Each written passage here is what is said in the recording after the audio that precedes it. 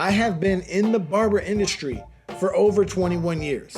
And in this video, I'm gonna give you one tip for every year that I've been in this industry. So, also, I just wanna shout out the sponsor of today's video, Booked In. They are now offering you guys 50% off your first 3 months. Check the link in the bio. You can go to bookedin.com/Eddie and redeem your offer today. Let's get started with number one. Check your ego at the door. We are constantly judging whether or not our haircut is done. We're judging ourselves, and this may lead you to start judging people and things that you shouldn't. Barbering is what you do. It's not who you are. You are more than that. You're a father, you're a mother, you're a businessman. And this business, it might just be a stepping stone for you. The networking and the sheer amount of people we service, it might create some very unique opportunities, only if you have the right state of mind. Your goal with your clients should be to send them out looking and feeling their best. Never let a client leave your chair without first styling their hair. This is the only way to properly check for errors and make those final adjustments. Remember, every client is a walking representation of our work. And I can't tell you how many times after I blow dry and style the hair, I see a few adjustments I still need to make. Now, educate your client on how best to style their hair and also what products to use. And take notes if there's anything you might do differently for the follow-up visit. You may have taken an area a little bit too short, maybe brought the fade a little too high or too low. This is the value of building a relationship with your client. You get to know their hair and its tendencies, and you can better address them in the future. Over the years, I've learned that doing free haircuts is much better than doing discounts. Don't cheapen your service. Now, I've done a lot of free haircuts in my life, and I will still continue to do this to expand my clientele. But almost every time I have, the client winds up paying me in full for the haircut and even tipping me on top of that. The reason for this is the reciprocity principles. It's one of the most basic laws in psychology. In many social situations, we pay back what we receive from others. So, when you do this for free, it's a win-win. They may pay you, they may recommend someone else to you, and in all likelihood, they're probably going to come back and ask for you on their follow-up visit. Asking is the basis of receiving. As important as you think you are, your clients rarely think about you after they leave the shop. And as a result, you may not always be top of mind. They may have friends and family that they would like to recommend to you, but it's never really occurred to them. They may even think you're so busy you don't need any more clients. So, it never hurts to check in with your current client base and ask them if they know anybody they can send your way. You could even say, if they mention your name, the first cut is on me. If you go out of your way to take care of somebody and you really knock one out of the park, this might be the perfect time to ask that question. And also, you can ask them to do a review for the shop, as that's gonna help you naturally rank higher in Google and have more walk-in traffic coming to your shop. It's common to fall into a slump after spending many years in this business, even when you're in barber school, especially when you're in barber school. You may find yourself doing the same thing day in and day out. And you know, in the beginning, things are always so exciting because it's new to you, and every day you can feel yourself growing, learning, and getting better. But it can get repetitive, and you may fall into this slump. You might start having some negative inner dialogue, saying things like, man, this ain't the right business for me. I can't do this, yada, yada.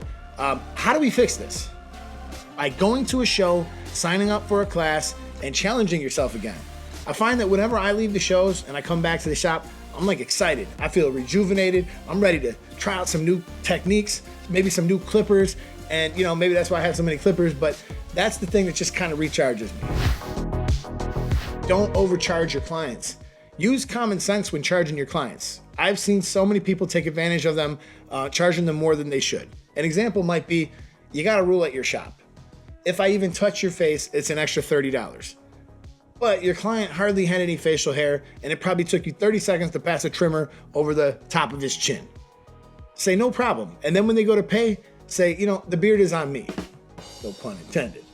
But going above and beyond, well, that's what will have people coming back and recommending you to others. Speaking of going above and beyond, number 7, we have all had times when we went to a business and we met an employee who really just went above and beyond. I remember going to this little breakfast place in Napa Valley, and I just had no idea what I might order. They had a big menu, but Despite the big line that was like building up behind me, this lady, she's just patiently explained the menu and even gave me a free horchata coffee.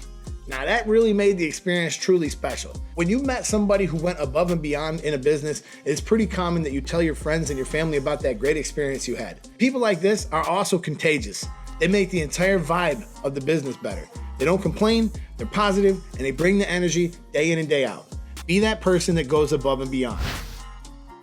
Many times, there are some very successful people working alongside of you in your shop. They have some great skills. They might even have a big clientele. And you know what? It's okay to ask for help. A lot of people think that if they ask for help, it makes them look bad, or they would rather make a mistake than ask for help. Some barbers are so busy, they have overflow, and they have clients that they just simply can't get to. If you ask for help, you may gain a mentor, and they might wind up having a stake in seeing you succeed. And they may even recommend that a few of their clients go to you when they are not available. Your business would fail if it were built on servicing only one client. Understand that it is okay to lose clients. Things happen, people move. Sometimes they move within the exact same shop. And when you see them, you still need to treat them in a friendly manner. Make them understand that you're not upset about this. They decided to stay in the shop, and that's a reflection of them still feeling comfortable with the environment that you foster in the shop. As a professional barber, you're gonna need hundreds of clients, and you're gonna have plenty of turnover throughout the years. Don't waste energy on things like this. Storing up that negativity is only gonna breed discontent in the shop, and it's actually gonna hurt your clientele as well as bring the shop down as a whole. We all learn to walk at different times. If you're dealing with anxiety behind the chair, most of the time, it's because you're setting some unrealistic expectations. Realize that it is okay to make mistakes. You don't have to be perfect. Once you understand this, you're no longer gonna fear failure. This is gonna free you up to actually perform your best. Now, the internet, it is just full of petty people that write nonsense that just pops into their head. Understand that this is just a personal sickness that they possess, and they are probably the type of person that's just gonna talk bad about you the moment you leave the room, no matter who you are. So, don't get caught up in all that fighting, rise above the noise, and don't feed into that negativity. Now, there are plenty of barbers with a mid-range skill level that are very busy, happy, and successful. There's plenty of extremely talented barbers that are dead broke. Realize that this business is not actually about being the most skilled barber that walks the planet. This business is about building relationships with your clients. Most men could care less if their haircut was absolutely perfect. They would prefer that their barber to be on time, friendly, and personable. Have the courage to post your work and advertise for yourself. I have personally spoke with many of you guys at shows, and you tell me you're afraid to post because you don't like the way this or that looked in your haircut. You feel like you don't measure up. Again, you're comparing your haircut to the millions of fake photoshopped haircuts on the internet. And let me ask you, who are you even trying to advertise for? Other barbers who will never be your client and they'll never pay you a dime? Or actual clients who might walk into your shop? And understand that within your first 2 weeks of barber school, you already know more than most clients. So get out there and get what's yours. You may have many different personalities in your barbershop, and some people are just going to be negative. It's beneath a man to talk bad about another man. It only shows a personal insecurity. Realize this actually has nothing to do with you. So don't bother trying to correct these people. Just focus on your own personal growth. Keep a smile on your face. And above all, do not blame the owner if you're not busy. Don't blame anybody if you're not busy. In fact, the only person you can actually blame is yourself. So whether you like it or not, when you went into this business, you signed up to go into business for yourself. If you treat it that way, you're going to be successful. If you let external factors control the success level you can achieve, then you're never going to be in control of your own destiny. All right, you guys, I just want to say I appreciate you for jumping and joining me in this video. I hope that you guys got some value out of this, and I hope that you guys take some of this into your shop. It is really some of the simplest lessons that are most difficult to learn, and this is stuff that I've really just gathered up over the years. I really don't want anybody else to be in control of my destiny. I want to be in control of my destiny. I don't want to go punch a clock and work for some factory. I want to do something unique. That's what I do with this. And if you're doing this and it's making you happy, there are so many different levels to this. You can become a rep, you can become something in sales, you can get sponsored by a company, you can go and be a platform artist. Like, no matter what avenue in barbering that you're in, there's always some other area, a lateral move, a move up the ladder, a move sideways, whatever. There's just so much you can do, and I'm just so passionate about this business, and I hope that it comes through in these videos.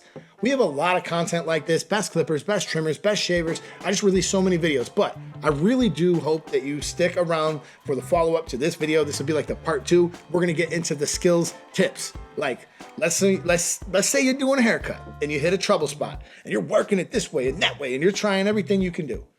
A little tip I picked up from ET was to just leave it alone and go work on some other area of the haircut.